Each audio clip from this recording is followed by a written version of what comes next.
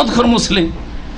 তো কার কথা বলছেন ইয়া রাসূলুল্লাহ? ইহুদি নাসারা, ওইসব লাঞ্ছিতদের, তাদের পিছনে পিছনে চলবো আবার, এমন একটা যুগ আসতে পারে।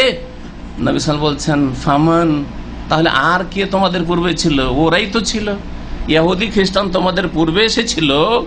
ওদের তোমরা এমন একটা যুগ আসবে যে অন্ধ অনুকরণ করবে না বুঝে। এই হচ্ছে বুখারী মুসলিম হাদিস। সতর্ক করেছেন না করেননি নবী সাল্লাল্লাহু আলাইহি ওয়াসাল্লাম? সতর্ক করেছেন যে না বুঝেই হালাল না হারাম, জায়েজ না না জায়েজ, আল্লাহ এবং রাসূলের আদেশ আছে কিনা, অনুমতি আছে কিনা, এইসব না বুঝে যদি ইহুদি নাসারাদের অনুকরণ করো, তাহলে যেন তোমরা কি করলে, তোমরা ওই এর দব্বের গর্তে ঢুকলে, দব্বের গর্তে। আর এই গর্ত কোনোদিন জান্নাতের পথে নিয়ে আসবে না। শাইখুল ইসলাম ইবনে তাইমিয়া রাহমাতুল্লাহ আলাইহির একটি খুব বিখ্যাত কিতাব আছে, ইকতিদাউস সিরাতিল মুস্তাকিম ওয়া মুখালাফাতু আসহাবিল জাহিম। কিতাবের নাম ভালো করে শুনে রাখেন, ইকতিদাউস সিরাতিল মুস্তাকিম, সরল পথের দাবি হচ্ছে, তরজমা করছি কিতাবের নামের, সরল পথের দাবি হচ্ছে মুখালাফাতু আসহাবিল জাহিম, জাহান্নামীদের বিরোধিতা করা। কি করা? জাহান্নামীদের বিরোধিতা করা। ওরা অতক্ষণ রাজি হবে না যতক্ষণ পর্যন্ত তাদের অনুকরণ না করবে। হে মুসলিম, তোমরা কি করো? তাদের বিরোধিতা করো। শরীয়তে বিজাতি কাফেরের ইবাদত বন্দেগীর ক্ষেত্রে বিরোধিতার কথা রয়েছে, আকীদার ক্ষেত্রে তাদের বিরোধিতা করতে বলা হয়েছে, আচার আচরণের ক্ষেত্রে, সভ্যতার ক্ষেত্রে তাদের বিরোধিতা করতে বলা হয়েছে। বলা হয় নাই? বলা হয়েছে না হয় নাই? নবী করিম সাল্লাল্লাহু আলাইহি ওয়াসাল্লাম আশুরার রোজা রাখতেন, ইবাদত। রোজা 10ই মুহররমে রোজা রাখতেন, একটি ইবাদত কি না? নবী করিম সাল্লাল্লাহু আলাইহি ওয়াসাল্লাম বলেন, ইয়া রাসূলুল্লাহ, এ তো ইহুদিরাও রোজা রাখে, ওরাও একদিন রাখে, আমরাও রাখি। নবী করিম সাল্লাল্লাহু আলাইহি ওয়াসাল্লাম বললেন যে খালিফুল ইয়াহুদ, ইহুদিদের বিরোধিতা করো। খালিফুল ইয়াহুদ, ইহুদিদের বিরোধিতা করো। তারা একদিন রোজা রাখে, তোমরা 2 দিন বা 3 দিন রাখো। লাইন বাকিতু ইলা কাবিন লাসুমান্না তাস, আগামী বছর যদি আমি বেঁচে থাকি তাহলে 10-এর সাথে 9 তারিখও রোজা রাখবো, যাতে করে রোজা রাখায়, অথচ রোজা রাখা কোনো বৈশাখী মেলার মতো কাজ নয়, ভালোবাসা দিবসের মতো না, হ্যাঁ, আর এইসব শিরক আর বিদআতি কাজ নয়, বরং কি ইবাদত, নেকির কাজ। রোজা রাখা বড় একটি ইবাদত, স্পেশাল জান্নাতের গেট রয়েছে রোজাদারের জন্য। তারপরেও নবী করিম সাল্লাল্লাহু আলাইহি ওয়াসাল্লাম বলছেন, আগামী বছর যদি আমি বেঁচে থাকি তাহলে তাদের বিরোধিতার উদ্দেশ্যে ওরা একটা রোজা রাখে ইহুদিরা, আমরা কয়টা রাখবো? 2টা রোজা রাখবো। এবার বুঝতে পারলেন? নবী করিম সাল্লাল্লাহু আলাইহি ওয়াসাল্লাম এমনকি রূপ, চেহারা, বেশভূষায় তাদের বিরোধিতা করতে বলেছেন, বেশভূষায় তাদের বিরোধিতা করতে বলে। এই জন্য নবী সাল্লাল্লাহু আলাইহি ওয়াসাল্লাম বলেছেন, খালিফুল মাজুস, অগ্নি পূজা মুশরিকদের বিরোধিতা করো। খালিফুল মুশরিকিন, পৌত্তলিক মুশরিকদের বিরোধিতা করো। ফাইন্নাহুম ইয়াহলিকুনা লিহাহুম, তারা দাড়ি মুন্ডন করে, তোমরা ওয়াফিরুল্লাহা ওয়া আরখুল্লাহা ওয়া আফুল্লাহা, মেলাগুলো শব্দ রয়েছে, হ্যাঁ, মেলাগুলো শব্দ রয়েছে, সবগুলির মানে হচ্ছে লম্বা করে ছাড়া, লম্বা করে দাড়ি ছাড়া। আচ্ছা, দাড়ি ছাড়ার কথা যদি আপনাদেরকে বলি, হ্যাঁ, দাড়ির কথা যদি আলোচনা হয়েছে, কিন্তু এটা উপকারী জিনিস বলছি আপনাদের জন্য। যদি বলি যে এতে অনেক নেকি আছে, এটা একটা বড় ইবাদত, তো অধিকাংশ মুসলিমদের নেকিতে ভক্তি নেই। আমার অত দাড়ির নেকি দরকার নেই, ঠিক না? বিনা দাড়ি দিয়ে সারা জীবন নামাজটা রোজা করবো, বাস যথেষ্ট আমার জন্য, ঠিক কিনা? অধিকাংশ মুসলিম, কথা মিথ্যা বলছি কি? কিন্তু যদি বলি দাড়ি না রাখলে মারাত্মক রোগে আক্রান্ত হয়, তাহলে অনেক লোক এই রোগ থেকে বাঁচার জন্য দাড়ি রাখা শুরু করবে। কথা ঠিক না ভুল? বর্তমানে সায়েন্স আবিষ্কার করেছে, আমার কাছে ডকুমেন্ট আছে, আর তাও কোনো মুসলিম না যে মুসলিম দাড়িওয়ালাতে বলেছে সেই জন্য ও তো কোরআন হাদিসের কথা বলে দিচ্ছে। ইহুদি নাসারাদের ফ্যাক্টরিতে আবিষ্কার হয়েছে, কথা বোঝা গেছে। এই গবেষণায় জানা গেছে যে যাদের দাড়ি থাকে তাদের চেহারায় কি হয়, বিভিন্ন রকম ভাইরাস আক্রমণ করে কিছুই করতে পারে না, আর যারা দাড়ি মুন্না লোক তাদের চেহারায় ভাইরাস আক্রমণ করে, যার ফলে বিভিন্ন রোগে আক্রান্ত হয়, বিশেষ করে ক্যান্সারের ঝুঁকি সবচাইতে বেশি এই দাড়ি মুন্ডনকারীদের। আর যারা দাড়ি রাখে তাদের ক্যান্সারের ঝুঁকি তেমন নেই, অন্তত মুখমণ্ডলে ক্যান্সার। জি বলেন, এই ক্ষেত্রে যদি আপনি নবীর কথা শুনবো। খালেফুল মুশরিক, মুশরিক অগ্নি পূজকদের বিরোধিতা করো, তারা ফাইন্নহুম ইয়াহলিকুনা লিহাহুম, তারা দাড়ি মুন্ডায়, তোমরা দাড়ি মুন্ডায় না, দাড়ি বাড়াও। নবীর কথা শুনে যদি দাড়ি রেখে দেন নেকি পাবেন না পাবেন না? অনেক নেকি পাবেন। প্রতিদিন দাড়ির ওপরে একটা বড় অঙ্কের নেকি পাচ্ছেন, নেকি পাচ্ছেন আপনি।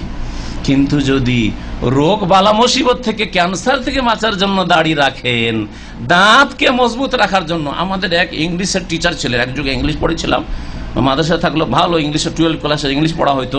তো সেই সময় অনেকগুলি, তখন তো ছাত্র জীবন, ওই সব নোট করা করি না, শুনেছিলাম অনেকগুলি উপকারিতা দাড়ির। তার মধ্যে একটি হচ্ছে দাঁতের মাড়ি মজবুত থাকে দাড়িওয়ালাদের, দাঁতের মাড়ি মজবুত থাকে। আর এই ব্লেড ঘষা ঘষা ঘষা ঘষা দিয়ে একেবারে চেহারার যেটা লাবণ্য থাকে, সৌন্দর্য থাকে, সেটা থাকে না।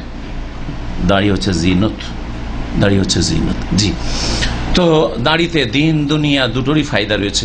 যদি আপনি রোগ থেকে বাঁচার জন্য, আপনার দাঁতকে মজবুত রাখার জন্য, ক্যান্সার থেকে রক্ষা পাওয়ার জন্য দাড়ি রাখেন, তাহলে দাড়ি রাখা তো হইল, কিন্তু নেকি পাবেন? নেকি পাবেন? পাবেন না, ঠিক কিনা? ইন্নামাল আমালু বিনিয়াত। মানুষের আমল নির্ভর করে কিসের ওপর?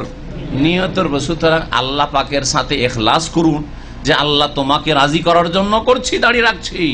আর রাসূলুল্লাহ সাল্লাল্লাহু আলাইহি ওয়াসাল্লামের সাথে মহব্বতের পরিচয় দেন যে আমার চেহারা কার মতো হবে? কালমার্সও দাড়ি ছিল। আরে কাফেরদের বড় বড়, ওদেরও দাড়ি ছিল। তাহলে বোঝা গেল যে বড় মানুষ যারা বড় হতে চায় তারা দাড়িওয়ালা হয়। কি বোঝা গেল? রবীন্দ্রনাথ ঠাকুরের দাড়ি ছিল না? ছিল না? যেহেতু হিন্দুদের মধ্যে বড় ব্যক্তিত্ব, হ্যাঁ হ্যাঁ, নোবেল প্রাইজ পেয়েছে সে তার কাব্য রচনায়, সেজন্য দেখেন বড় মানুষের দাড়ি ছিল। কার্ল মার্কস, লেনিন, এরা দাড়িওয়ালা সব ছিল। বড় বড়দের দেখা যাচ্ছে যে দাড়ি ছিল। ধরেন আজকালকার অনেক বড় বড় রয়েছে, তাদের দাড়ি নেই।